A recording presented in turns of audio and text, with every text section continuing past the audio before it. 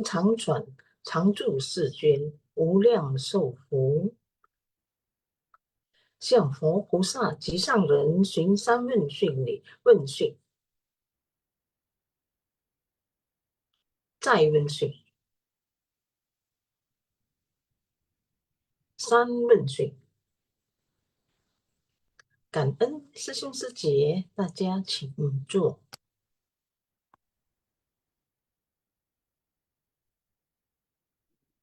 早安，师兄师姐，感恩上人开示，感恩Maria 师姐，师兄师姐, mari kita beranjali dan kita berdoa bersama. 我的心在静思中感恩，我的心念充满虔诚。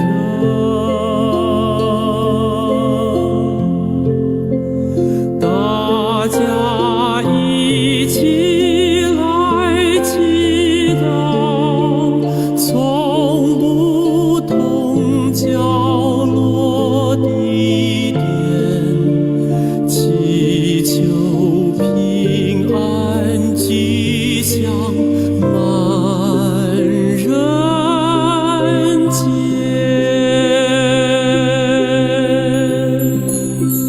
用心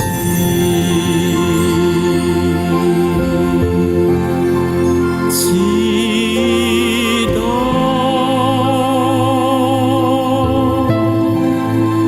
但愿人人坚守心连心。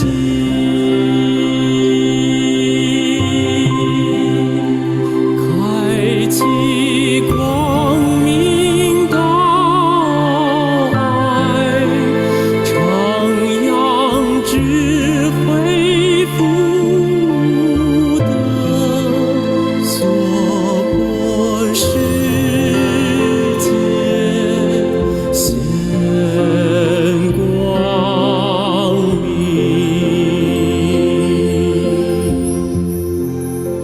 现在天下间，人心也是动荡不安，咱人人爱虔诚，祈祷天下平安，四大调和。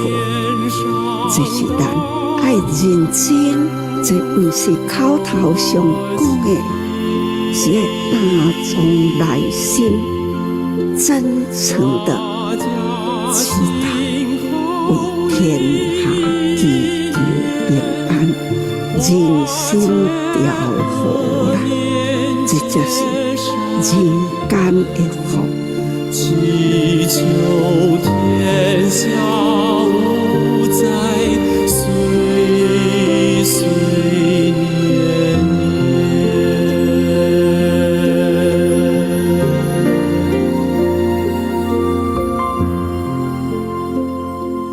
Semoga hati manusia tersucikan, masyarakat damai dan harmonis, dunia terbebas dari bencana. Kangen ya Sesiung Secie, kita tadi sudah berdoa bersama, kangen juga kepada host. Jadi tadi kita sudah mendengarkan ya ceramah Master Hen Kangen ya. Bab ini agak cukup dalam ya kalau menurut saya ya. Jadi mari kita simak lagi intisari yang sudah dipersiapkan oleh tim intisari ya.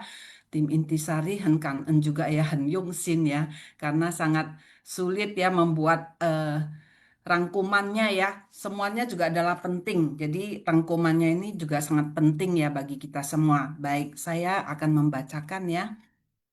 Hari ini adalah kita sudah di bab ke-22, yaitu bab kepercayaan. Dan di episode 1807, urusan mempercayakan telah tuntas. Makanya memulangkan para belahan raga. Next.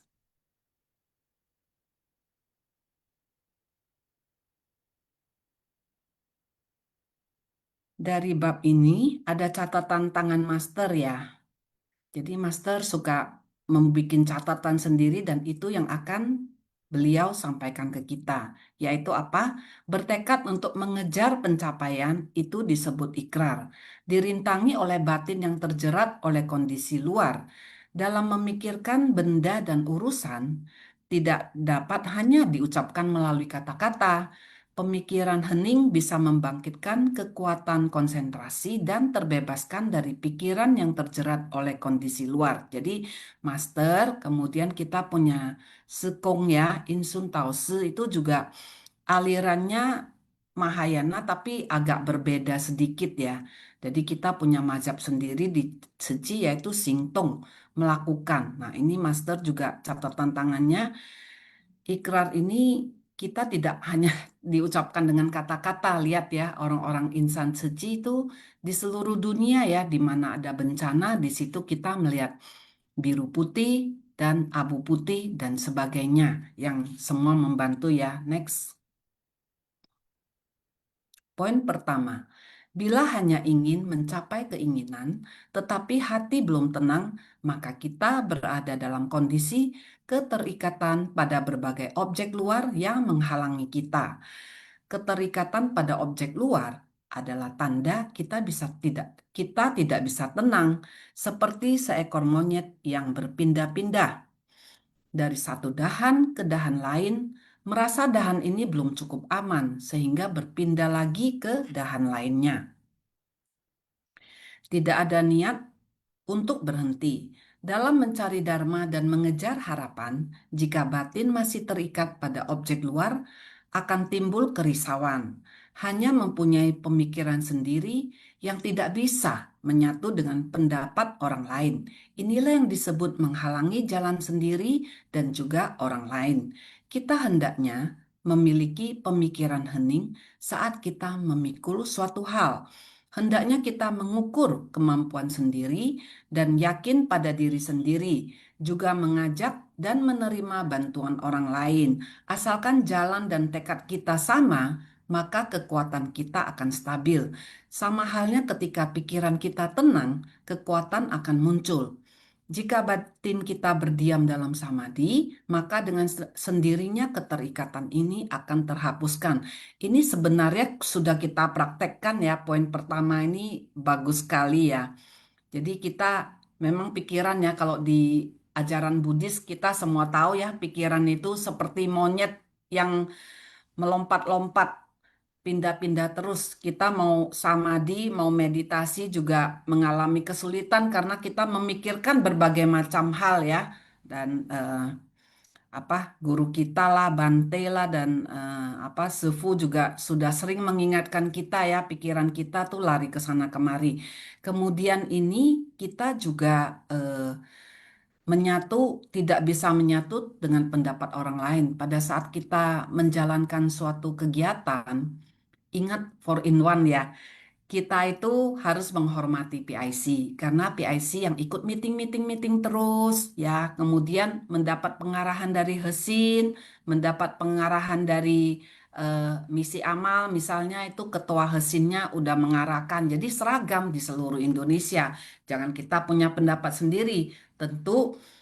Tentu pada saat kita menemui kendala atau sesuatu hal yang di luar dari yang sudah dimitingkan, kita harus mempunyai kebijaksanaan juga ya bagaimana mengatasinya.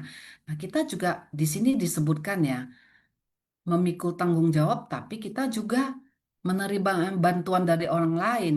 Kita lihat suatu kegiatan ya, kegiatan besar maupun kecil. Pada saat seseorang sudah berikrar, fayen, untuk memikul tanggung jawab, otomatis bodhisatwa lain akan mendekat dan memberikan bantuan. Kita juga harus menerima, tidak mungkin ya satu orang menjadi Superman melakukan semuanya atau jadi The Flash ya, bisa larinya cepat sekali, itu tidak mungkin karena kita masih orang awam. Jadi ini poin pertama ini penting dan sudah kita praktekkan di Ceci, kekuatan akan muncul ya. Baik, next. Pada masa lampau, belum pernah mengharapkannya, tetapi sekarang tiba-tiba mendapatkan pusaka langka yang tak tertandingi, sehingga merasakan sukacita yang belum pernah ada. Awalnya tidak memiliki keyakinan terhadap diri sendiri, namun orang lain memiliki keyakinan terhadap diri saya. Saya pun sangat bersukacita, layaknya mendapatkan pusaka langka yang tak tertandingi. Buddha sudah memberikan ajaran datang ke tempat ini dan mempercayakan sutra kepada semua orang. Kita hendaknya menerima tanggung jawab ini, dan dengan sendirinya kemampuan kita akan muncul, dan memiliki keyakinan diri dengan sendirinya akan bisa mencapai tingkat kemampuan untuk menerima tugas ini. Buddha berharap akan ada orang yang menawarkan diri dan menyampaikan, "Saya bersedia untuk memikul tanggung jawab." Buddha menantikan dan berharap agar semua orang akan membangkitkan tekad. Nah, ini poin kedua juga penting sekali ya. Kita sering tidak percaya diri, apa saya bisa gitu ya. Padahal kita punya ketua Sieli, ketua Huai ya. Dan misi lain, korbit misi lain sudah menyampaikan, kamu bisa, ayo pikul tanggung jawab jadi PIC ya. PIC apa saja lah ya. PIC Waisak kah ya, peringatan Waisak, atau PIC Baksos kah, atau PIC donor darah kah gitu loh. Orang sudah melihat kita bisa, tapi kitanya masih ragu-ragu. Tentu yang menunjuk kita tuh tidak akan lepas tangan juga lah ya. Masa, ya Indra nih kamu diserahkan ini ya, urus donor darah sana gitu. Tapi tidak dibantu kan tidak mungkin. Pasti Sesiung Suci yang lain melihat kita sudah mau memikul tanggung jawab. Orang lain pun kalau kita mintain bantuan atau tanpa kita mintain bantuan juga akan menawarkan diri untuk saling membantu, karena kegiatan itu adalah kegiatan dari Sieli kita, Huai kita, atau Heci kita. Dan tentu banyak Sesiung Seci semua yang akan bersatu untuk memikul tanggung jawab ini. Jadi kita harus yakin ya, kalau orang lain sudah yakin pada kita, kita juga harus yakin ya Sesiung Seci. Baik, next. Naskah Sutra. Pada ketika itu, Buddha Sakyamuni meminta kepada para Buddha belahan raga yang datang dari 10 penjuru agar masing-masing kembali ke tanah asalnya dari Sutra Teratai bab ke-22, kepercayaan. Baik, next. Poin ketiga, pada ketika itu, Buddha Sakyamuni ingin menggunakan kekuatan dari metode terampil untuk membimbing para makhluk yang berjodoh dimanapun berada pada 10 penjuru. Makanya menjelmakan belahan raga pada 10 penjuru dan menampakkan pencapaian kebudaan. Stupa Buddha Prabutaratna juga telah muncul. Begitu pintu stupa terbuka, Buddha Sakyamuni pun memasuki stupa. Satu stupa diduduki oleh dua Buddha, Buddha masa lalu dan Buddha masa sekarang. Juga terdapat Buddha belahan raga yang dipanggil dari 10 penjuru, serta mereka yang membangkitkan tekad. Buddha mendatang yang akan mencapai kebudaan di masa depan, semua hadir di persamuan ini. Persamuan ini sangat menakjubkan. Buddha mulai membabarkan sutra teratai dan bersiap menggunakan kekuatan gaib dan transformasi untuk memberitahukan kepada semua orang. Harapan mendasarnya telah sepenuhnya lengkap. Yang harus disampaikan juga sepenuhnya disampaikan. Berharap ajaran ini dapat dipercayakan kepada semua orang. Jadi Buddha Prabutaratna muncul ya setiap kali ada persamuhan sutra teratai, karena beliau memiliki penyesalan. Satu penyesalan ya, tadi Master juga ada sebutkan bahwa beliau belum sempat membabarkan sutra teratai. Jadi beliau akan muncul, dan ini untuk memberi kesaksian ya bahwa semua Buddha itu membabarkan sutra teratai. Jadi stupanya muncul dari dalam tanah, kemudian bergeser duduknya, dan Buddha Sakyamuni langsung masuk dan dua orang Buddha itu duduk di dalam stupa ya. Next. Poin keempat, supaya para bodhisatwa berkesempatan melihat Buddha Prabutaratna, makanya mengumpulkan para belahan raga untuk membuktikan bahwa semua Buddha mengajarkan ajaran yang sama. Semuanya menjunjung dan membabarkan sutra ini. Para bodhisattva yang telah melatih diri di masa lampau dan telah tersadarkan, kali ini mereka datang ke puncak Burung Nasar dan bertemu lagi dengan stupa mustika Buddha masa lampau yang juga hadir bersamaan. Buddha Prabhutaratna telah memiliki satu penyesalan, yaitu beliau belum menuntaskan sutra teratai. Beliau datang dengan stupa mustika ke puncak Burung Nasar, datang untuk mendengar dan mengkonfirmasi dan memberi kesaksian untuk sutra teratai bahwa semua Buddha mengajarkan ajaran yang sama. Mereka semua menegakkan sutra teratai. Sekarang urusan ini telah tuntas, makanya meminta masing-masing kembali ke tanah asal yang mana mereka bisa bertransformasi. Jadi sutra teratai ini sangat penting ya, karena sebelum mencapai kebudaan semua Buddha membabarkan, kecuali Buddha Prabhutaratna yang memiliki penyesalan karena belum sempat membabarkan. Jadi beliau terus hadir ya, terus hadir di puncak Burung Nasar, dan ini adalah Prabhutaratna Buddha, ini adalah Buddha dari masa lampau bersama dengan Buddha Sakyamuni, Buddha masa sekarang ya. Jadi sama-sama mereka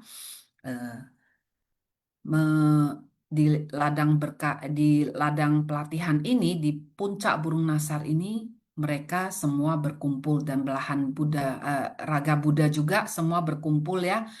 Semua bodhisatwa dari 10 penjuru semua berkumpul di sini. Baik, next. Poin kelima, Buddha Prabhutaratna datang demi memberikan kesaksian pada keseluruhan sutra. Para Buddha belahan raga berkumpul dan demi membuka stupa mustika. Buddha Prabhutaratna datang demi memberikan kesaksian pada keseluruhan sutra.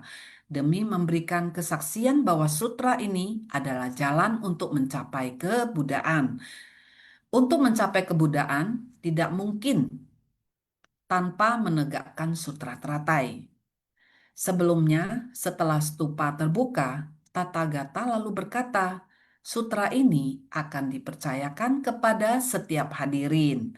Sekarang urusan membuka stupa telah tuntas dan urusan mempercayakan juga telah tuntas. Makanya mengirimkan belahan raga untuk kembali ke tanah masing-masing dengan aman dan damai, karena Dharma Agung telah diwariskan, maka tubuh jelmaan semestinya pulang. Jadi udah pulang semua ya. Baik, next.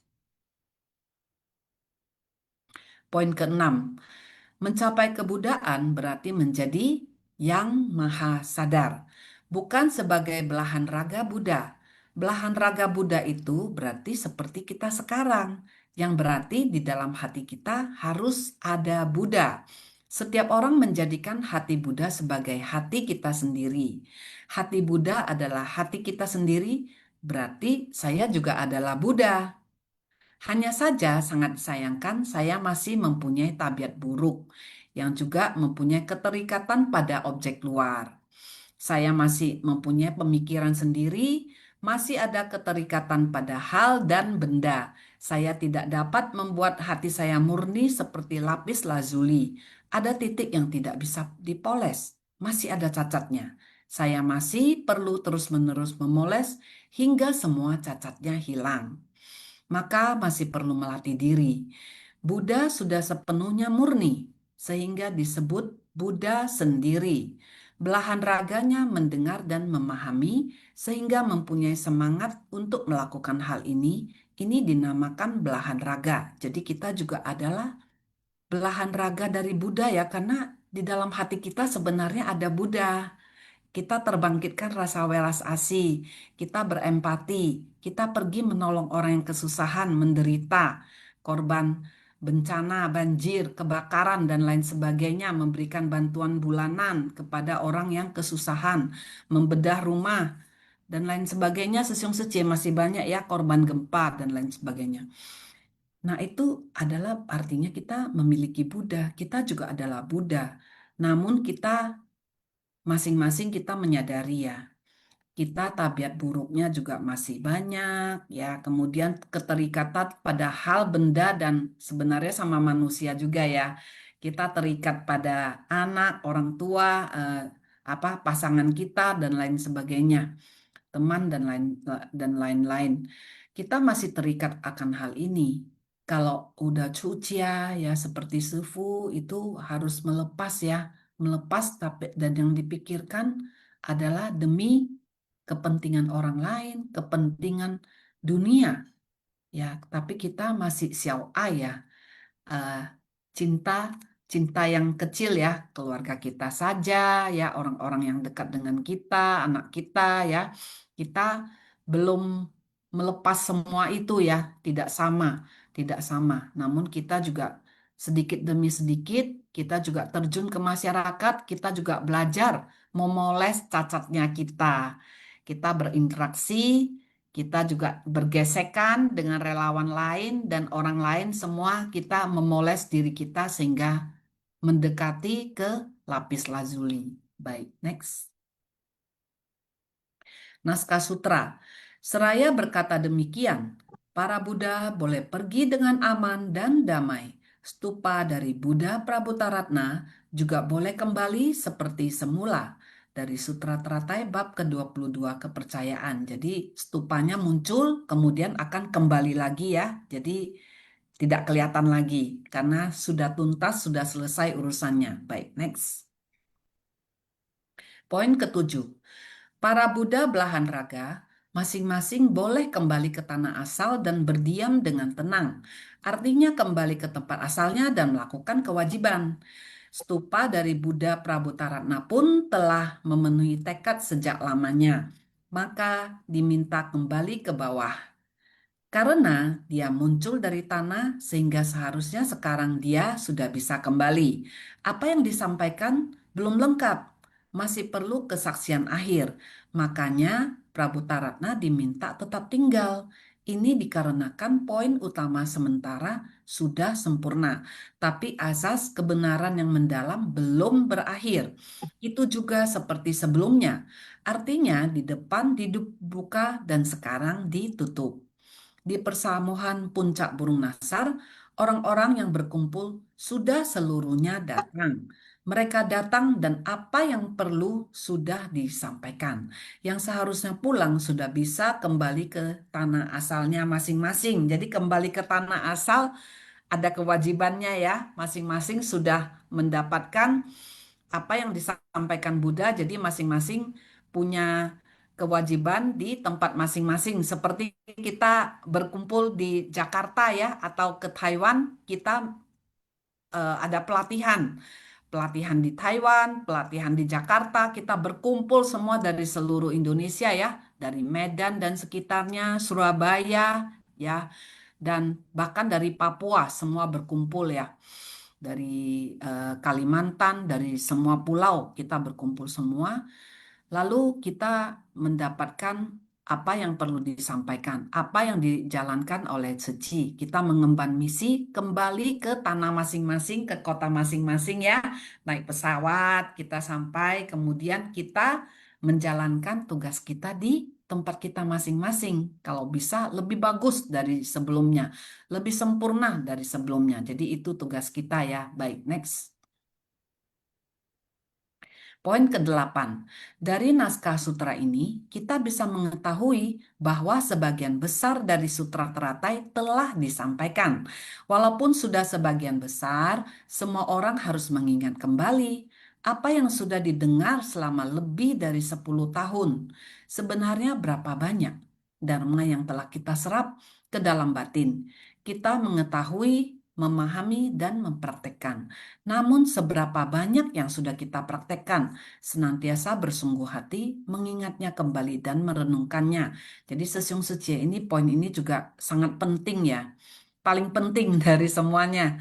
Kita sudah mendengar begitu banyak, sudah dari pelatihan, dari ceramah master, dari lentera kehidupan, dari kata perenungan, semua kita sudah mendapatkan, mengisi. Sudah, wah datanya banyak sekali. Tapi kita renungkan, berapa yang kita serap? Dan yang lebih penting lagi, apakah kita sudah mempraktekkan? Nah, di suci ini ada ilmu yang paling tinggi ya, yaitu menahan kesabaran. Rendah hati dan menahankan kesabaran. Mundur satu langkah, ya, tui ipu haiko tian kong. Jadi, mundur satu langkah itu kita akan melihat bahwa langit itu, dunia itu begitu terang, ya, dan begitu indah. Kita tidak perlu ing ping ing ya. Jadi keras dilawan keras. Kita mundur satu langkah. Coba deh. Saya sudah praktekkan dan itu memang indah sekali. Apa salahnya kita mundur satu langkah? Tapi tetap saya juga masih harus banyak belajar karena lebih banyak Sesiung Sece yang lebih sabar saya lihat. Jadi saya belajar dari mereka. Baik, kangen ya kepada tim Intisari ya yang sudah bersusah payah hen singfu ya, bukan singfu tapi singfu. Kita di Suci bilang hen singfu. Baik, ini saya lihat sudah ada yang raise hand ya, ada Vivian Suci. Silakan sharing bersama kita Suci. 感恩三人开师，感恩师兄师姐，感恩 Indrawati 师姐。Naskah Sutra. Jadi naskah sutra hari ini ada 3 ya. Naskah sutra yang pertama, kumpulan Bodhisatwa Mahasatwa mengulangi perkataan ini sebanyak 3 kali serentak berkata, sebagaimana perintah dari Bhagawan, kami tentu akan mengamalkannya. Tentu saja Bhagawan, harap jangan khawatir. Para bodhisatwa agung mengulangi perkataan ini sebanyak 3 kali. Pertama kali, saya setuju. Kedua kali, saya memiliki keyakinan. Ketiga kali, saya memiliki kemampuan. Yaitu saya bersedia mengemban tanggung jawab atas apa yang telah Buddha percayakan kepada kami. Apapun perintah yang diberikan, kami dapat mengamalkannya sesuai ajaran.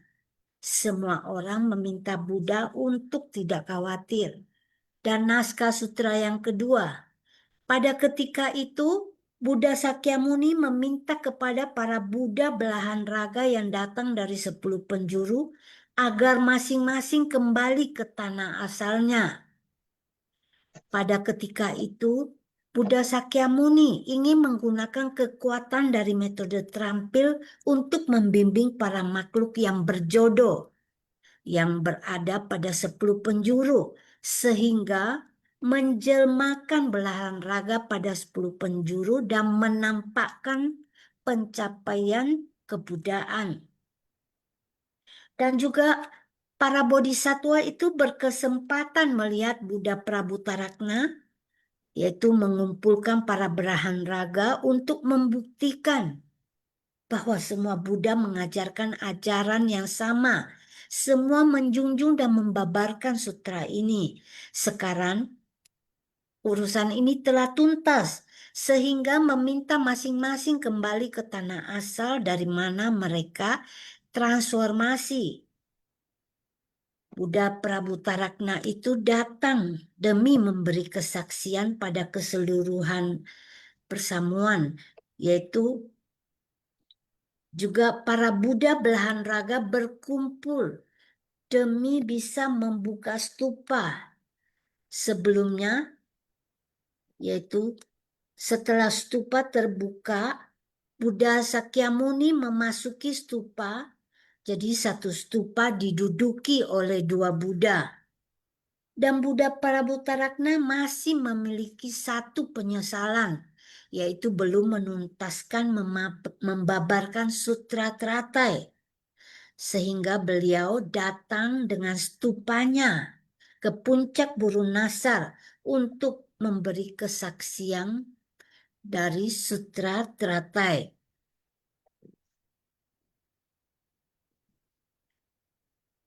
Yaitu sekarang sutra ini, kata Tathagata, sutra ini akan kupercayakan kepada setiap hadirin. Sekarang urusan membuka stupa telah tuntas dan urusan mempercayakan juga telah tuntas. Sehingga mengiringkan para belahan raga untuk kembali ke tanah masing-masing dengan aman dan damai. Dharma Agung telah diwariskan dan tubuh jelmaan seharusnya pulang dan juga persamuan ini telah sempurna. Naskah sutra yang ketiga. Seraya berkata demikian, para Buddha boleh pergi dengan aman dan damai. Stupa dari Buddha Prabhutaraka juga boleh kembali seperti semula. Para Buddha belahan raga itu masing-masing boleh kembali ke tanah asal dan berdiam dengan tenang. Dan stupa dari Buddha Prabhutaraka telah memenuhi tekad sejak lamanya, sehingga diminta kembali ke bawah untuk melakukan kewajibannya. Beliau memiliki tekad untuk memberikan kesaksian bagi Sutra Teratai dan telah datang membuktikan apa yang disampaikan belum lengkap, masih perlu kesaksian akhir, sehingga Prabu Tarakna diminta tetap tinggal. Poin utama ini sementara sudah sempurna, tapi asas kebenaran yang mendalam belum berakhir. Ini terjadi sebelumnya, yaitu di depan dibuka, sekarang ditutup. Sebelumnya pintu stupa terbuka, sekarang pintu stupa akan tertutup. Sebagian besar dari sutra teratai telah disampaikan. Semua orang harus mengingatnya kembali, meresapkannya ke dalam batin dengan mengetahui, mengenal, memahami, dan juga mempraktekkan dharma ini. Dan kita hendaknya menghapus tabiat buruk kita, kerisauan, dan juga hati yang penuh perhitungan dalam segala hal. Dan juga kita harus tidak ada lagi keterikatan dalam segala hal. Dengan penuh keyakinan, tekad, dan kekuatan akan stabil. Dengan pikiran tenang, kekuatan akan muncul. Dan hendaknya Dharma itu berdiam di dalam batin kita. Dalam mencari Dharma, batin kita tidak lagi terikat pada objek luar yang mengarahkan kita ke kerisauan. Kang En Sesiong Secie.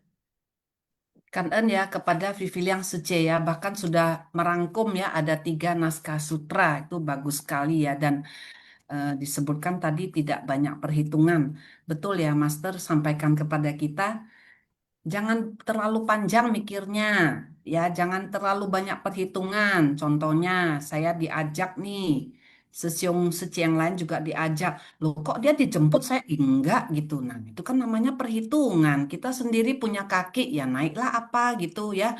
Naik kendaraan umum, atau naik motor, atau naik mobil sendiri gitu. Tidak, kita harus mandiri ya sebagai seorang relawan. Kita eh, bisa datang sendiri, tidak usah sampai iri. Dia dijemput, saya tidak dijemput, saya nggak jadi datang deh. Itu kalau kita melakukan suatu kegiatan ya, ikut suatu kegiatan itu saya selalu kangen atas ladang berkahnya. Jadi itu adalah berkahnya kita, tempat kita memupuk berkah.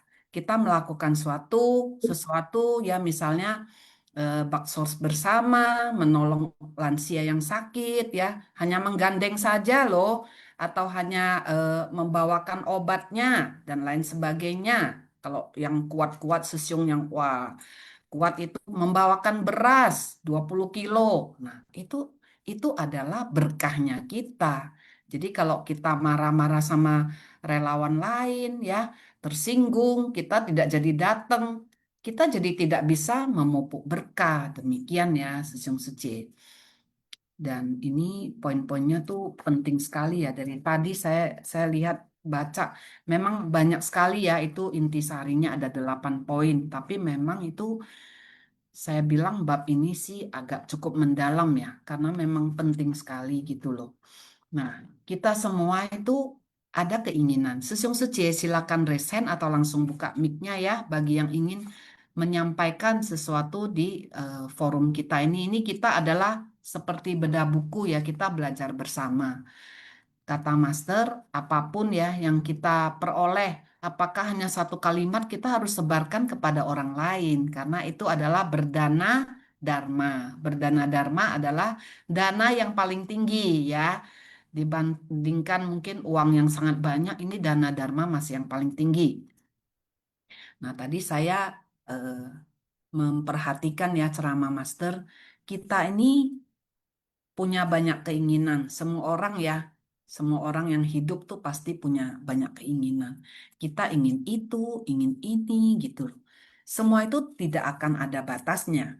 Dahulu eh, saya dan saudara saya lah ya, itu kita ada bahas.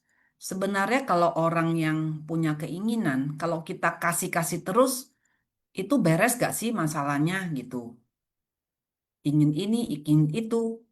Tapi jawabannya yang saya rasa benar adalah itu tidak akan selesai. Karena keinginan manusia itu seperti suatu tong ya, lobang yang tiada dasar. Kita lempar apapun, lempar TV pun, TV 80 inch juga akan hilang di situ. Jadi keinginan manusia tuh tidak akan habisnya. Sudah punya TV 50 inch. Saya mau 60 inch, 70, 80, 100, bahkan lebih dari 100. Tidak akan selesai gitu. Jadi memang kita harus menahankan keinginan kita, tidak diumbar-umbar, tidak akan selesai. Kita mencapai ini akan lebih lagi. Punya sepeda pengen motor, punya motor ingin mobil, punya mobil dari yang 100 juta pengen yang 200, demikian seterusnya. Nah, di Suci beruntung ya kita diajarkan untuk hidup hemat. Bahkan makan pun kita makan pau ya, 80% aja. Liang fen zu ren hao. 20% lagi adalah untuk membantu orang lain. Seperti kasus contoh di Myanmar ya yang sangat terkenal sekali itu ya ceritanya. Bahwa mereka menyisikan, mau masak nasi, menyisikan segenggam beras. Mulai dari satu keluarga, satu orang, karena dia mendapatkan beras dari bantuan dari Ceci. Kemudian satu desa itu semuanya mengumpulkan beras satu genggam. Percaya atau tidak, mereka sanggup loh mengumpulkan bertonton beras. Ini bagi saya itu tidak masuk akal ya. Segenggam itu berapa ons sih? Hah? 1 ons ada nggak? Mungkin 1 ons ya, tapi bisa terkumpul sampai bertonton.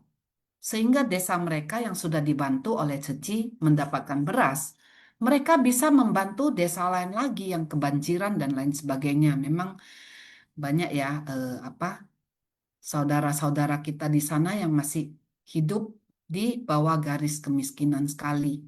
Tapi mereka dengan sangat gembira loh bisa membantu orang. Mereka saja tahu ya hidup sudah susah, orang lain jadi merasakan kesusahan. Karena merasakan kesusahan, mereka dapat lebih berempati. Makanya di Ceci, Master juga mengajarkan kita Jiao Fu Ji Pin. Kita harus mengedukasi orang-orang yang kaya dan berlebihan juga, karena mereka itu tidak tahu, tidak pernah merasakan kesusahan.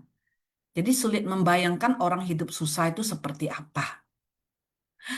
Kalau kita pernah susah ya, nah itu baru kita bisa merasakan. Saya pernah tanya ke mama saya, "Mah, pernah nggak sih merasakan kelaparan?" Ya, mama saya mikir-mikir, kayaknya belum pernah. Nah, jadi kita sulit membayangkan orang-orang yang kelaparan. Saya baru lihat itu berita ya, bahwa di Afrika penduduknya tuh sudah makan itu daunnya kaktus. Itu berduri loh, tapi mereka ya buang durinya. Itu rasanya seperti apa? Apakah kita tahu? Kita tidak tahu. Coba saya jadi penasaran seperti apa sih rasanya. Pasti pahit, sepet, dan gak enak sama sekali. Mereka makan begitu saja supaya bisa mengenyangkan diri. Ini saya lihat ada yang resen ya. Dengan Herlina Suci dari Makassar, silakan sharing dengan kita. Iya, selamat pagi, Sece. Pagi, Ibu Indrawati. Coan. Iya, Cak Sece. Ya. Sece, saya tadi sangat apa ya, mendengar dari awal, dari bab 1. Dari bab 1 di sini saya melihat Master menyatakan keterikatan pada objek luar adalah tanda kita tidak, atau maksudnya belum bisa tenang. Seperti seekor monyet yang berpindah-pindah dari satu dahan ke dahan yang lainnya. Dan tidak ada niat untuk berhenti mengejar harapan.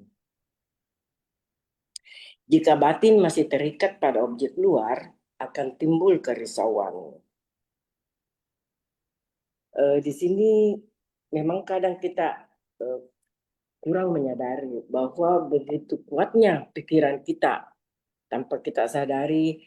Kadang kita pikiran seperti angan-angan kali ya. Maksudnya pikiran kita bisa saja begini. Kita belum melakukan tapi pikiran begitu cepat sekali geraknya. Jadi ibaratkan seperti seekor monyet tadi itu berpindah dari satu dahan. Misalnya kita punya pikiran, oh hari ini saya ingin misalnya ingin makan ini, makanan yang enak misalnya. Nanti sudah ada makanan yang misalnya mau capcay, nanti ingin lagi ayam goreng, nanti ingin. Akhirnya ingin ini yang terus keinginan ini tanpa kita sadari. Nanti kita ingin, ingin punya rumah yang besar, ingin punya mobil. Itu saya pikir boleh-boleh saja, asal kita tidak, maksudnya kemampuan kita, kita bisa mampu membelinya maksudnya. Tapi tanpa kita sadari, kalau kita tidak merem, tidak bisa menahan keinginan itu akan membelenggu kita sendiri. Seperti biasa kita bilang, saya ingin bahagia. Ingin bahagia. Bahagia di sini, bahagia mendapatkan harta yang banyak, atau bahagia bisa memberi, bisa menolong. Ini juga kata bahagia. Saya kira di sini Master pasti menyarankan kita untuk ingin memberi, ingin bahagia. Tapi Master ya tentu tidak melarang kita untuk mencari harta. Tapi maksudnya baik-baiklah kita menggunakan harta. Jangan sampai karena keinginan yang kita tidak bisa kendalikan, akhirnya kadang begini Secik. Saya sering lihat ada di rumah, misalnya kita kemana atau di rumah sendiri kah atau keluarga, itu sendal begitu banyak ya, sepatu, berak-berak, pakaian. Padahal itu kita tidak pakai semua sih. Padahal kalau seandainya kita dapat mengendalikan diri, oh ini mungkin saya bisa kasih orang lain yang bisa membutuhkan, oh ini mungkin daripada dananya ini, uang ini yang ada sayang kan dibelikan ini, padahal kita masih punya.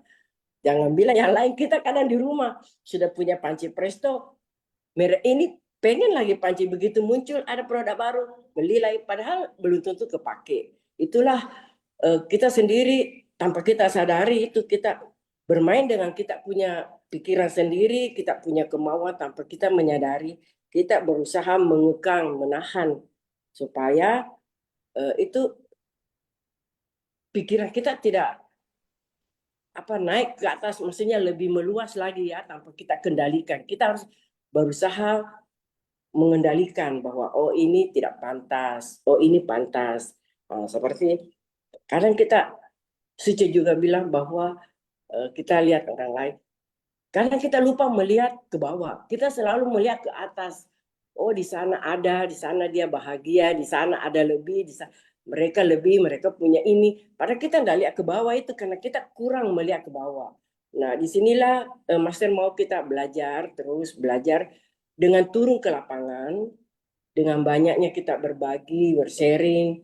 Mungkin inilah salah satu pembelajaran diri supaya kita tahu, kita terus juga belajar bagaimana kita bisa membimbing juga. Ya minimal kalau kita tidak bisa membimbing, minimal buat diri kita sendiri dulu saja, supaya kita juga menjadi apa ya, bisa hidup dengan tenang. Ketika pikiran kita tenang, seperti tadi bab 1, ketika pikiran kita tenang, kekuatan akan muncul. Kekuatan, tentu kekuatan cinta kasih saja. Dengan peduli yang lain, berarti empati itu akan muncul. Gitu saja, Kang Eng. Ya, kan ya Herlina Sece yang sudah menyimak ya poin 1 sampai seterusnya, dan yang tadi saya tangkap tuh paling penting apa? Kita ingin kebahagiaan. Kita memberi itu kebahagiaan yang sulit dilukiskan dengan kata-kata ya. Kalau kita bahagia mendapatkan benda materi itu sebentar bosen loh. Mau apapun itu mainan kita ya, boneka-boneka itu ya, labubu misalnya, atau gadget yang terbaru, lama-lama kita bosen. Tapi bahagia memberi, membantu orang lain itu tidak akan lekang oleh zaman ya. Ini saya lihat Madiono Susyung ada resen ya. Oke, welcome Madiono Susyung, sharing dong bagi kita. Nah ya, terima Nah, kasih saya Indrawati dan sesungguhnya semuanya. Ya tadi saya hanya terbersit tadi yang melanjutkan sharing dari Cece Herlina ya. Jadi saya sebenarnya dalam hal ini kita sama semua lah ya, bahwa seperti saya tadi sampaikan juga, semua orang pasti ingin kebahagiaan ya. Tidak mungkin tidak ada yang menginginkan penderitaan. Semuanya pasti ingin bahagia, itu pasti itu. Semua makhluk bahkan. Maka di dalam hal ini, di dalam ajaran Buddha itu menekankan pentingnya kita untuk menghargai orang lain dan makhluk lain.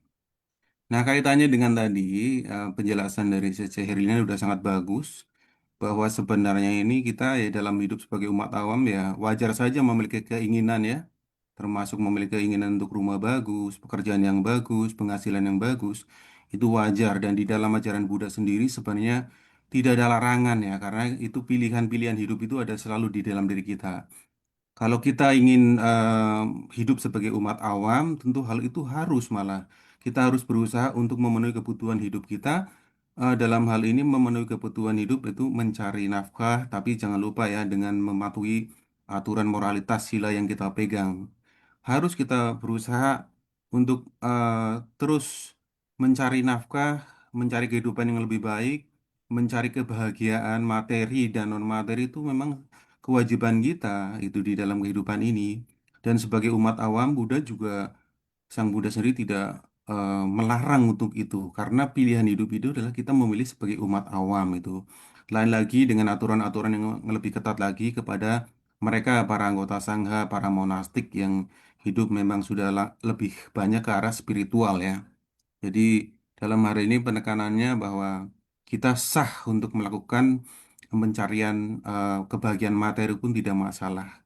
Tetapi sekali lagi tidak boleh melanggar sila ya, melanggar hal-hal yang sudah ada konvensi di masyarakat, bahwa kita tidak boleh melanggar aturan-aturan yang kebaikan yang sudah ada di masyarakat.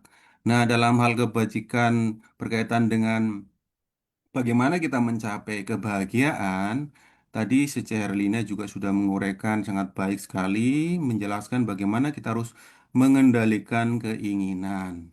Dan tadi saya terbersit lagi dengan apa yang sudah saya pernah baca juga. Tadi ada tersulit kata aku ingin bahagia. Nah, ini saya ingin mengulangi sedikit di dalam forum ini ya. Jadi memang semua orang ingin kebahagiaan. Aku ingin bahagia ya. Ini sekali lagi sebenarnya bagi saya juga rumusan yang praktis. Praktis bagi saya itu artinya ketika saya ingin bahagia, saya harus mengingat 3 kata ini. Aku ingin bahagia. Tulis di dalam kertas, aku ingin dan bahagia. Kalau kita analisis lebih dalam, kapan itu bahagia itu muncul sebagai tulisan yang di kertas kita, misalnya tulis, aku ingin bahagia 3 kata itu. Kata bahagia itu akan ada sendiri ya sebagai kata bahagia ketika kita coret apa? Kata aku dan ingin itu kita coret sehingga yang muncul adalah hanya kata bahagia. Dalam artian di sini apa? Ini ajaran singkat yang sebenarnya sangat relevan dengan ajaran Buddha. Jadi kalau kita ingin memunculkan kebahagiaan, maka sebenarnya yang rumusan ini adalah kita harus mengurangi yang namanya tadi keakuan dan keinginan. Sehingga yang muncul adalah bahagia. Jadi saya sekali lagi rumus praktisnya adalah aku ingin bahagia. Menurut saya ini powerful ya bagi saya ya. Semoga juga nanti juga menginspirasi sesi semuanya ya. Jadi rumusannya bahwa pada prinsipnya kalau kita ingin bahagia ya mari sama-sama kita belajar bagaimana kita untuk mengendalikan keakuan dan keinginan. Bagaimana kita mengendalikan keakuan? Ya kita harus memahami ajaran Buddha, di mana ajaran Buddha itu prinsip dasarnya adalah kita harus memahami tentang konsep kekosongan sunyata. Bahwa kita ada pun seperti hari ini adalah karena muncul karena bukan satu sebab ya, tapi karena beragam sebab dan kondisi sehingga kita muncul wujud sekarang ini. Itu semua terkait dengan karma-karma kita dan lingkungan-lingkungan kita ya. Jadi kita harus memahami bahwa yang namanya diri ini pun hanyalah agregat dari badan dan jasmani ini adalah rupa dan batin atau nama dan rupa yang kita urai menjadi 5 agregat pancakanda itu. Kalau kita memahami bahwa pancakanda itulah gabungan dari banyak unsur, berarti kita tidak mungkin muncul tanpa sebab-sebab yang lain. Karena kita menyadari di dalam ajaran sunyata, misalnya kekosongan ya, anatta di dalam konsep tanpa aku itu sebenarnya mengingatkan kita, oh ya, kita sebenarnya itu muncul sebagai manusia juga karena banyak faktor, merupakan perpaduan-perpaduan saja. Ya, jadi di sini bukan hanya muncul begitu saja, tapi kita adalah muncul karena sebab dan kondisi yang saling berkaitan satu dengan yang lainnya. Yang di dalam konsep Dharma kita sebut sebagai hukum sebab akibat dan paticca samuppada ya, yaitu sebab akibat yang saling berkaitan, yang rumusan dasarnya bersumber dari 12 nidana itu. Tapi dalam hal ini, kita kalau kita memahami konsep sunyata, bahwa sebenarnya kita itu kosong, kosong dari inti yang satu, inti yang inherent, kosong dari satu inti yang benar-benar inti, maka kita akan menyadari bahwa, oh, kalau saya munculnya pun karena banyak sebab, saya hidup saat ini pun di dunia ini adalah karena banyak sebab, karena ada orang tua dan seterusnya, karena lingkungan yang baik dan seterusnya. Hari ini pun kita adalah masih berinteraksi berkaitan dengan banyak orang dan lingkungan.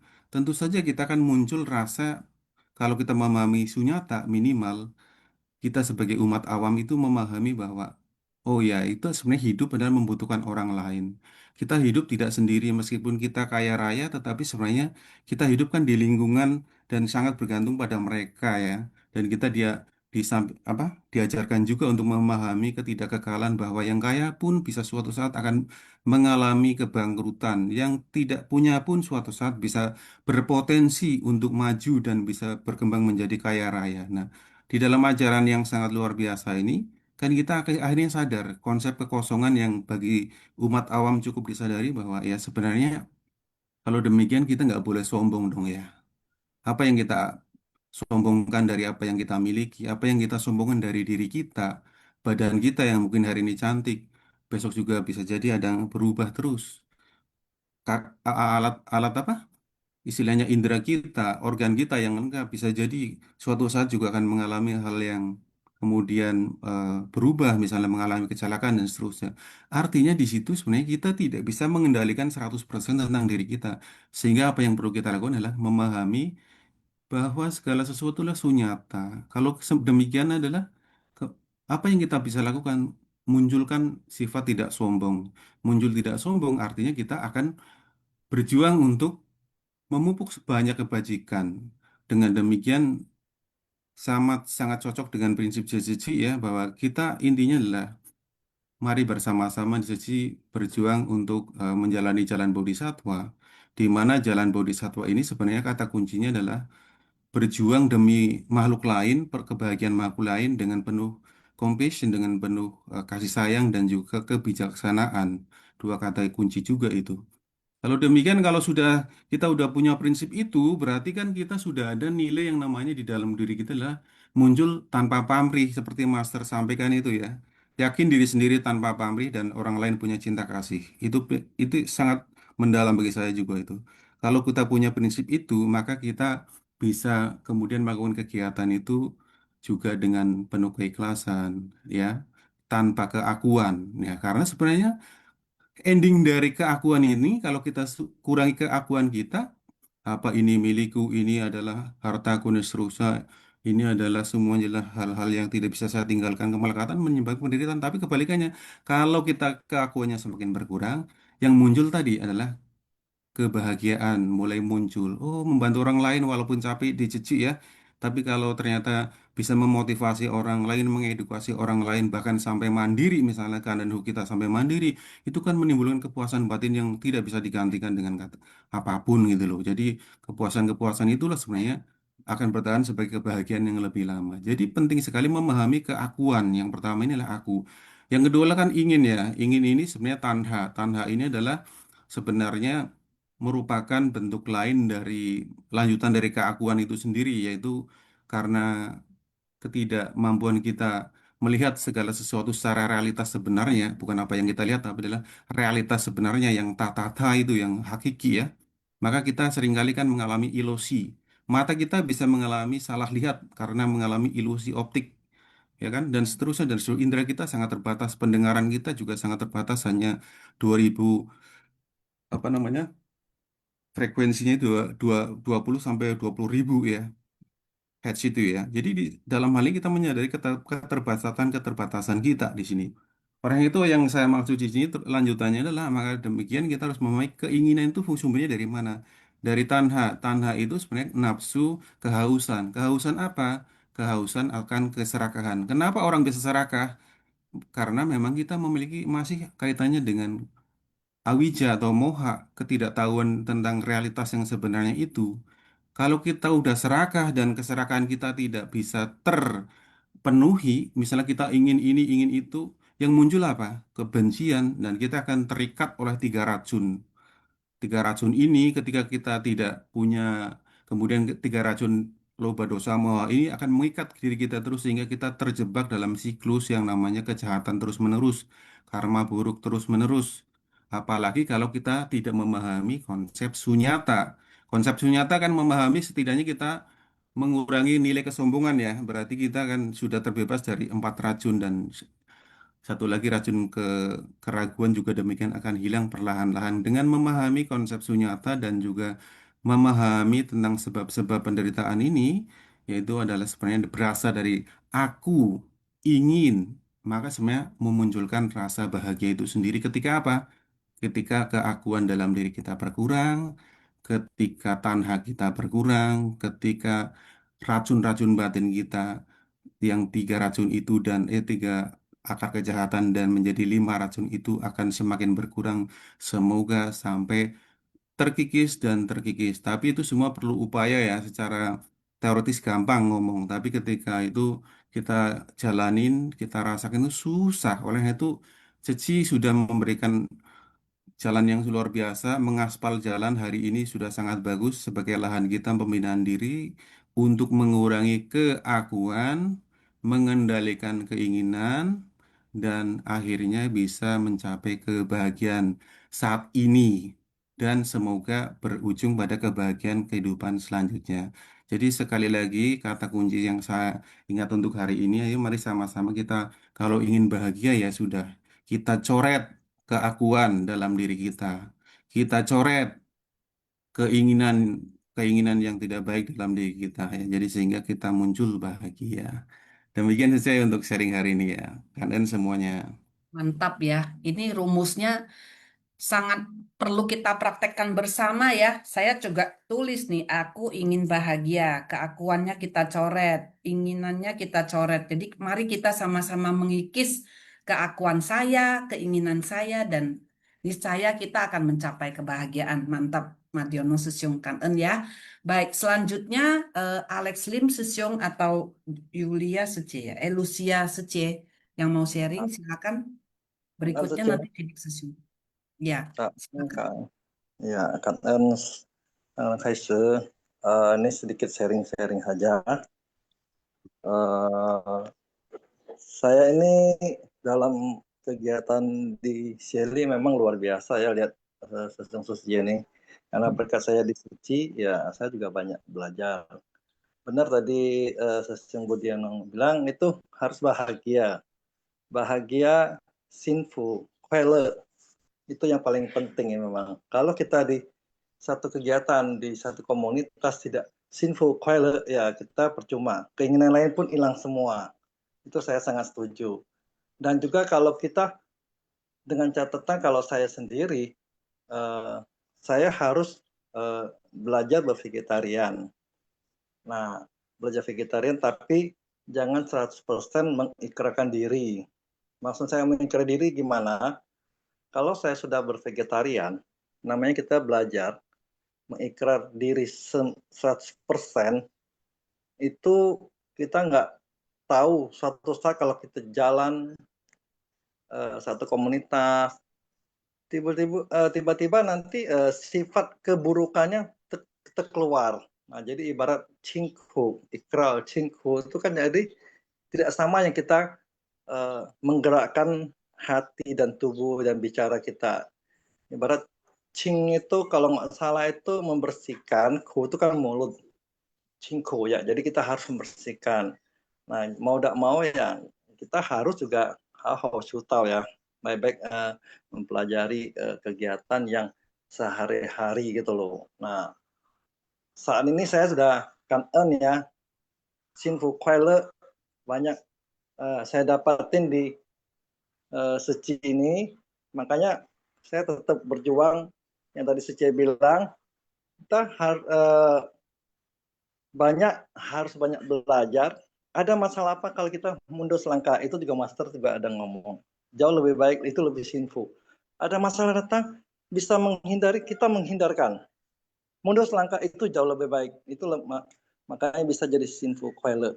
Nah, di situ aja sekarang sudah banyak belajar, walaupun ada ibarat satu komunitas kita di Seci, seandainya ada kata-kata orang mengecil ke saya, mencomot saya senyum saja, membelajar senyum diri, selagi tidak menyakiti darah daging saya tetap senyum gitu loh.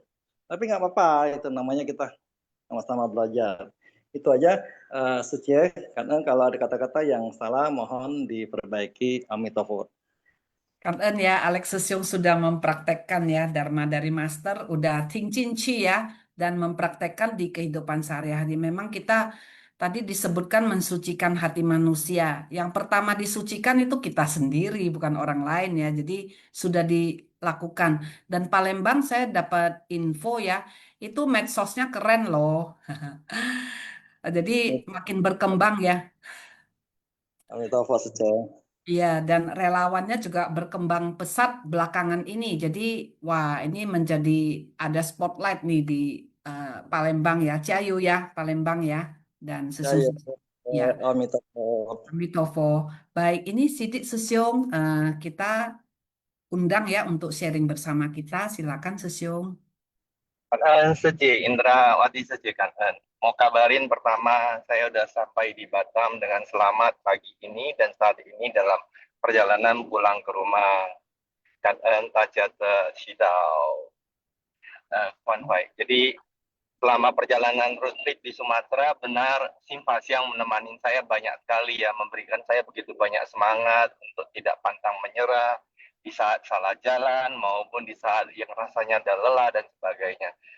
Nah, sehubungan dengan topik hari ini, sebenarnya saya tetap ingin coba berbagi lagi dengan teman-teman yang saat ini mungkin masih berpikir, aduh, tunggu dulu lah untuk bervegetariannya, gitu. Nanti kalau udah usia 60, tunggu dulu lah bervegetariannya nanti kalau mungkin sudah kena penyakit jantung. Padahal Master tadi juga ada mengatakannya di awal video tadi ya, waktu tidak menunggu kita ya. Jadi daripada kita menunggu gitu, nunggu Choi Icap Go, tanggal 1.15 lunar, nunggu kemalangan, langsung ikrar sama Kuan Im untuk bervegetarian, mending kita tiap hari bervegetarian. Apa adanya aja cukup. Nah, kalau memang bisa belajar bervegan, itu lebih bagus lagi, karena tidak akan timbul konflik yang tidak perlu ke depannya. Jadi ini juga pengalaman pribadi saya sendiri, sebagai vegetarian lacto-ovo yang masih mengkonsumsi telur dan susu selama 15 tahun lebih kemarin, saya selalu punya konflik dengan dirinya saya sendiri pada saat saya mengatakan saya vegetarian. Karena kenapa? Teman-teman masih melihat saya makan telur, teman-teman masih lihat saya makan keju dan sebagainya gitu. Mereka sering bertanya-tanya, katanya kamu vegetarian, tapi kok masih makan susu, masih makan telur gitu kan, ataupun makan keju gitu kan. Nah, saya harus berusaha coba menjelaskan ke mereka, vegetarian tuh ada berbagai sudut pandang. Ada yang namanya vegetarian lakto-ovo, di mana susu sama telur masih diizinkan gitu, karena tergolong tidak menyakiti hewan tersebut, tidak membunuh hewan tersebut. Namun dalam kenyataannya di praktek industri, revolusi industri makanan hari ini, susu itu banyak diproduksi dengan cara yang sangat tidak manusiawi, ya. Terutama ayam-ayam yang ada istilahnya itu, bahkan ada beberapa yang untuk perkembangannya lebih cepat mereka disuntik hormon. Nah, hormon tuh ibaratnya kayak pil KB gitulah ya. Tapi istilahnya ya mereka istilahnya seperti di situ juga. Terus susu juga demikian. Kadang-kadang anak sapinya yang barusan lahir langsung ditarik, terus digiling, dijadiin burger ya. Terus ibunya harus ya dibiarkan kasih minum banyak air supaya bisa keluar susu terus juga ada gitu loh. Jadi kalau kita sudah mengetahui bahwa penderitaan makhluk hidup lainnya saat ini, susu yang kita makan atau konsumsi, keju dan sebagainya ini sudah melebihi standar manusiawi yang ada daripada dulu-dulunya. Sudah waktunya juga kita juga melihat bahwa bervegan secepatnya. Master tidak pernah berhenti mengajak kita untuk bervegetarian ataupun shensu, bervegetarian murni dengan plan B seperti itu. Saya kira karena Master sudah melihat manfaatnya bagi kesehatan, bagi jiwa manusia itu sendiri, bagi diri kita sendiri, dan bagi alam semesta yang ada. Itu dulu sharing dari saya, Sejie Kan En. Kan En ya, Sidik Sesiung ya. Dan selamat kembali ke Batam. Road trip. Ya, dan mengingatkan kita ya untuk Shensu ya.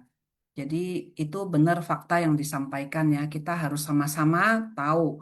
Baik Sesiung Sece, kita tadi sudah mendengar begitu banyak ya. Sekarang kita mengasah-ngasah otak sedikit ya. Kita akan masuk ke sesi kuis. Silakan host. Siap-siap ya Sesiung Sece ya. Hari ini adalah Sabtu ya dan Sutra Teratai di bab 22 episode yang 1807. Cara menjawab kuis adalah jawaban diketik di chat room everyone. Kemudian formatnya adalah nomor soalnya dan jawabannya. Contohnya misalnya 1D atau 2 jawabannya A. Kan En ya dan selamat mengikuti kuis. Silakan host. Nomor 1, mengapa batin yang dipenuhi keinginan sulit menemukan ketenangan? A. Karena keinginan selalu membawa keberhasilan. B. Karena keinginan membawa rasa puas. C. Karena keinginan memperkuat tekad. D. Karena keinginan membuat batin terikat pada kondisi luar. E. Saya nggak kebaca. Karena keinginan berasal dari makhluk lain.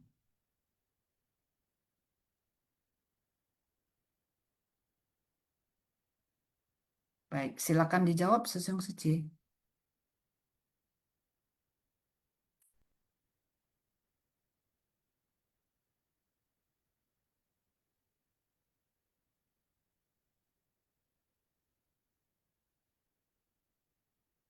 Oh, sudah close ya.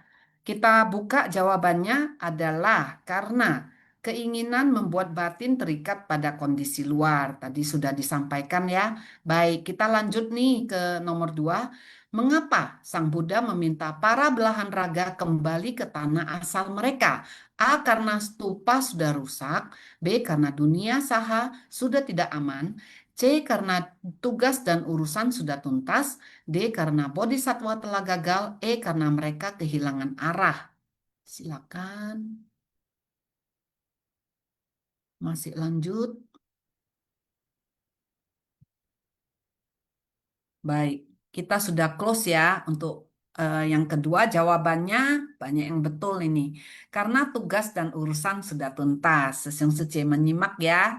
Baik, nomor 3. Apa tujuan Buddha Prabhutaratna muncul bersama dengan stupa? Apakah A. Memberikan penghiburan kepada manusia, B. Membimbing makhluk ke surga, C. Memberikan kesaksian bahwa semua Buddha mengajarkan dharma yang sama, D. Menggantikan tugas Buddha Sakyamuni, E. Membawa sutra baru. Silakan.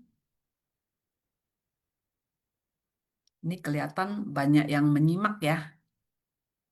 Pinter ya. Master pasti akan bahagia ya. Murid-muridnya menyimak ceramah beliau. Baik, sudah close. Kita buka jawabannya. Tentu saja adalah memberikan kesaksian bahwa semua Buddha mengajarkan Dharma yang sama. Baik, nomor 4. Mengapa Buddha membangkitkan belahan raga dari 10 penjuru? A. Untuk membuka stupa mustika dan memberikan kesaksian.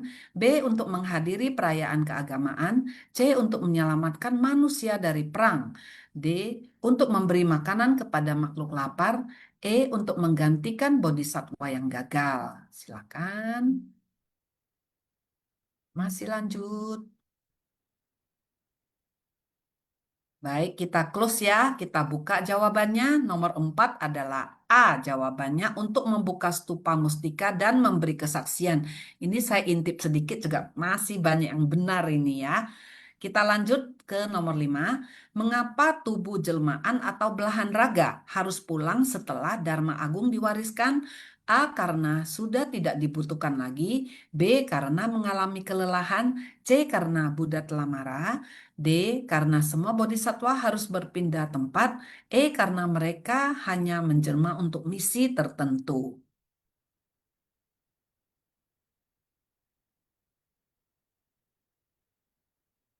Baik, kita close nomor 5 dan jawabannya tentu karena mereka hanya menjelma untuk misi tertentu. Banyak yang betul lagi nih ya. Baik, nomor terakhir, nomor 6. Apa yang harus dilakukan ketika seseorang sudah menerima tanggung jawab? A. Meminta bantuan orang lain. B. Menjalankan dengan penuh keyakinan. C. Menghindari beban lebih. D. Menunda hingga ada kepastian. E. Menyerahkan kembali kepada guru. Baik, ini banyak menjawab Palembang, Siantar, Jambi. Mana lagi nih? Tanjung Balai, Ciayu ya. Baik, saya lihat sudah di close ya. Baik, kita lihat jawabannya tentu saja menjalankan dengan penuh keyakinan. Baik, Sesiung Sece, Kan-en ya yang sudah mengikuti kuis. Sepertinya nih banyak sekali yang benar ya. Kuis hari ini mantap. Walaupun cukup dalam ceramah master, namun kuisnya tuh mudah dimengerti dan mudah dijawab juga. Ini kalau yang salah jawab mungkin salah pencet ya. Saya lihat nih jawabannya nih banyak sekali yang benar. Sambil menunggu hasil dari pengumuman kuis, pemenang kuis, silakan Sesiung Sece bagi yang hendak berbagi lagi, bisa 1 sampai 2 orang lagi, silakan Sesiung Sece.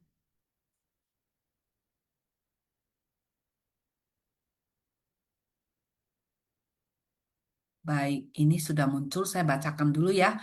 Pemenang kuis Sabtu 19 Juli 2029 di Sutra Teratai Bab 22 episode 1807. Selamat ya kepada 1. Indi Y. Wirawan Secie dari Tangerang. 2. Eng Mu Yen Secie dari Tebing Tinggi. Nomor 3. Sidik Jaya Sesiung dari Batam. Nomor 4. Leo Rianto Sesiung dari Medan. Nomor 5, Anita Friyatni Sece dari Lampung. Nomor 6, Herianto Sesiung dari Tebing Tinggi. Selamat ya kepada Sesiung Sece ya. Ini apa? Jadi yang lain juga adalah pemenang karena sudah menjawab ya, apalagi menjawab dengan benar. Ini boleh nggak ini Indi Sece dari Tangerang sharing dong bersama kita apa kesan batinnya gitu. Apakah pada saat mendengar ceramah atau mendengarkan ceramah apa sharing Sesiung Sece ataupun mengikuti kuis. Ini apa siapa? Oh maaf gak sharing dari Ilmu Yen Sejak Tebing Tinggi ya. Mungkin berhalangan. Tadi Sidik Sesiung sudah sharing atau mau nambah lagi nih Sesiung. Kemudian ada Leo Rianto Sesiung udah lama nggak sharing nih. Boleh dong bagi-bagi nih. Leo Rianto Sesiung. Oh maaf tidak izin tidak sharing juga ya. Baik. Kalau Herianto Sesiung dari Tebing Tinggi. Oh tidak bisa juga ya. Baik Sesiung Sece. Ternyata ini Sesiung Sece kita sangat sibuk ya, berhalangan ya. Dan saya mendengar dari Suceng Sesiung bahwa ini tadi malam berangkat ke Aceh ya. Ada baksos di sana ya. Mungkin ada yang mau berbagi ini mengadakan baksos bagaimana atau apapun itu ya. Kalau di wilayah saya, oh ya tadi lupa memperkenalkan diri. Saya dari Jakarta, Heci Pusat ya. Kami minggu lalu tanggal 13 Juli itu mengadakan baksos degeneratif di gereja Lourdes ya, di Kemayoran, bukan di Lourdes di Italia. Jadi kerjasama dengan pihak gereja, mereka menyediakan tempat ya, kerjasama lah ya, mencari mencari kita tanggal 6 Juli juga membagikan kupon dulu ya, membagikan kupon, kemudian tanggal 13 itu kita mengadakan baksos degeneratif. Kalau degeneratif ini kita lakukan 3 kali ya. Baksos pertama biasanya itu sangat banyak ya, bisa sampai 300, 400, bahkan ada yang sampai 600 ya, atau lebih. Kemudian dari situ dokter akan memeriksa para pasien ini dan ada yang diminta untuk kembali 1 bulan sesudahnya. Nah, yang kembali ini kemudian diperiksa lagi sama dokter. Jadi tentu yang dari 600 orang itu sudah berkurang ya, mungkin separuhnya aja, anggap 300. Sudah berkurang, kemudian dari 300 ini dokter akan memeriksa dan harus ada yang kembali lagi untuk dicek. Biasanya itu ada beberapa yang kita perhatikan ya, yaitu apakah diabetes, kolesterol tinggi, atau ada sakit jantung, ya beberapa hal itu yang diperhatikan. Tekanan darah tinggi maksudnya. Jadi 3 ini kita harus, dokter harus ngecek dan diminta untuk kembali. Nah, apa? Saya pernah ikut yang degeneratif juga akhirnya karena dokternya juga sibuk, saya ditugaskan menjadi suster ini. Saya ngecek di mana yang kolesterol tinggi, tekanan darah tinggi atau diabetes itu tentu pasti kembali nih. Jadi kita akan mencari kartu pasien ya. Ada petugasnya juga di bagian pendaftaran, mencari kartu pasien itu kemudian memberi kepada pasien ya, kita juga memberi air minum dan roti ya bagi mereka yang belum sarapan karena menunggu dokter diperiksakan cukup lama. Menimbang berat dulu kemudian antri untuk diperiksa dokter. Nah, ada satu kejadian nih. Ada ibu-ibu yang sudah lansia ya, menunggu dengan capek. Dia punya kartu pasien tuh keselip. Kan ada RW-RW ya, sudah bertumpuk-tumpuk nih. Ada 6 RW misalnya, entah keselip di mana sampai saya minta ke ini ya, apa, anak-anak di bagian pendaftaran, udahlah kita sisir aja semua, bongkar lagi semua satu persatu dicari ya sampai ketemu. Ibunya itu udah bete, disapa pun udah nggak mau jawab loh. Pas dia berdiri berjalan ada relawan kan yang khawatir khawatir dia jalan kenapa-napa. Ibu mau kemana? Saya capek. Saya mau saya mau jalan. Saya capek nunggu gitu. Waduh, ibu udah bete ya. Jadi kasihan juga. Cuma ya itulah karena kita semua memang bukan profesional, tapi kita berusaha melakukan secara profesional. Kita juga harus menahankan kesabaran, ya kita bicara baik-baik, tapi karena ibunya sudah capek gitu, dia bicaranya akan tidak begitu manis ya kepada kita, tapi kita harus tetap mempertahankan karena kita adalah relawan suci. Kita adalah cermin untuk masyarakat luas. Bagaimana kita bersikap, bagaimana kita berbicara, bagaimana mimik wajah kita itu semua diperhatikan. Pada saat kita juga mengunjungi Kan Enhu ya, mengunjungi yang penerima bantuan, kita diajarkan oleh senior saya untuk melepas sepatu bagaimanapun keadaannya rumahnya. Dan kalau mereka bilang tidak usah dilepas, kita tetap harus melepas. Dan kaki kita jangan di apa ya, ditarik-tarik gitu ya.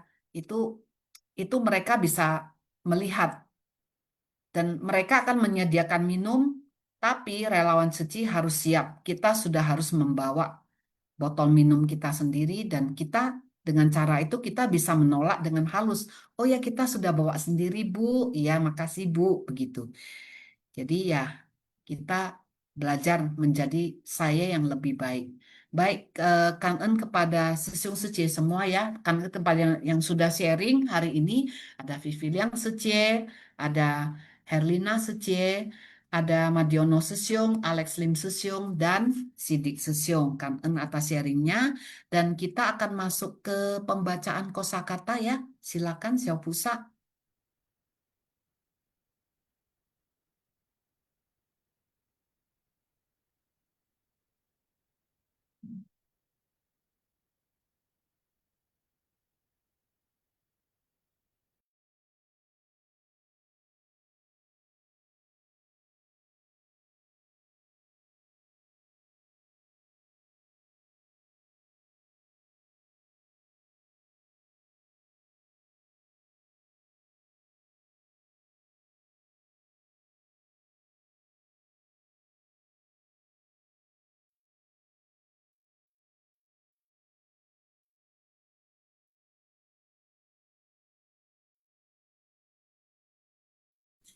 感恩师公上人开示，感恩师故事佛。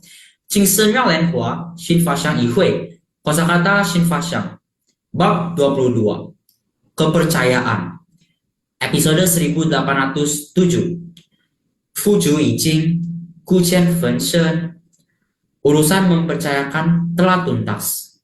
Makanya memulangkan para belahan raga. Pada tanggal Juli 19, 2025. Liao, sementara. Suci, tekad sejak lama. Taji, intisari, poin utama. Yozhong, asas kebenaran yang mendalam. Chou, membalas, memenuhi, merealisasikan. Hou shuo, disampaikan kemudian, disampaikan sesudahnya. Guangshi, tak tertandingi, tiada banding pada masa itu. Kanen Shiku Shipo, 早上好. Kangen ya kepada Xiao Pusa ya, penuh semangat. Sesiung Sece, kita sampai di sini pagi ini kita akan menutup dengan penghormatan kepada Buddha dan Master. Sesiung Sece, Qing Qili, Qing He Zhang, Xiang Fo Pusa Ji Shang Ren Xing San Wen Xun Li, Wen Xun. Zai Wen Xun. San Wen Xun. Kangen Sesiung Sece semua atas kehadirannya, kangen kepada host yang sudah kangen, yang sudah Hensing Fu ya, setiap hari menayangkan, kemudian ini ya, Henpei Fu, saya kagum ya pada host kita dan semua yang ada di balik layar. Kangen Tacia, Cufu Tacia, Amitofo. Dan Tacia, cukup Tacia. Kangen Sesiung Sece. Sampai ketemu besok ya. Kangen Indrawati Sece, kangen Sesiung Sece. Kangen Sesiung Sece,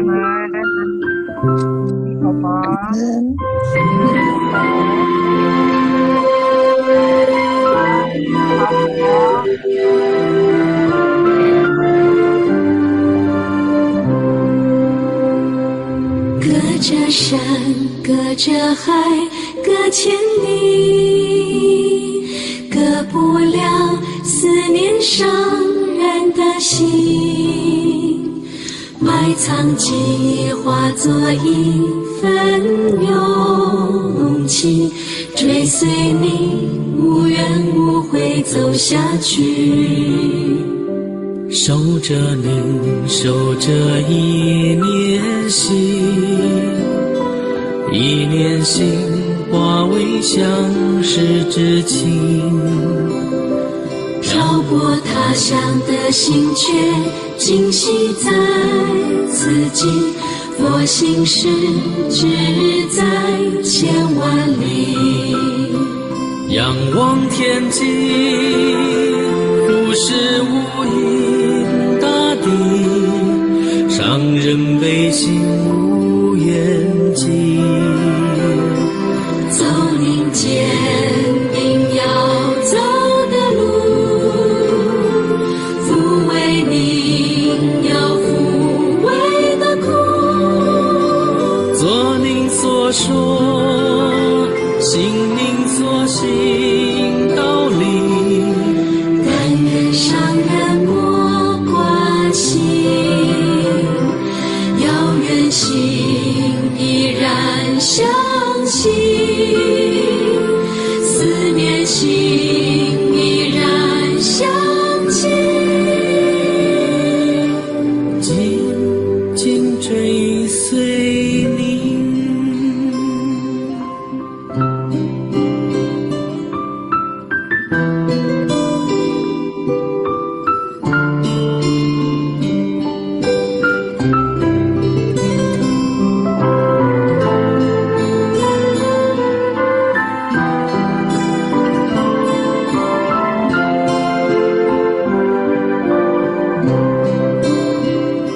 隔着山，隔着海，隔千里，隔不了思念上人的心，埋藏记化作一份勇气，追随你无怨无悔走下去。守着您，守着一念心，一念心化为相识之情。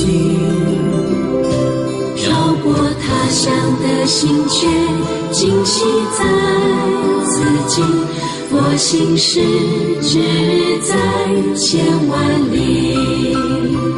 仰望天际，忽视无垠大地，上人悲心无远迹。走您坚定要走的路，抚慰您要抚慰的苦，做您所说，行您所行道理，但愿上人莫关心，要愿心依然相信，相信思念心依然相近，紧紧追随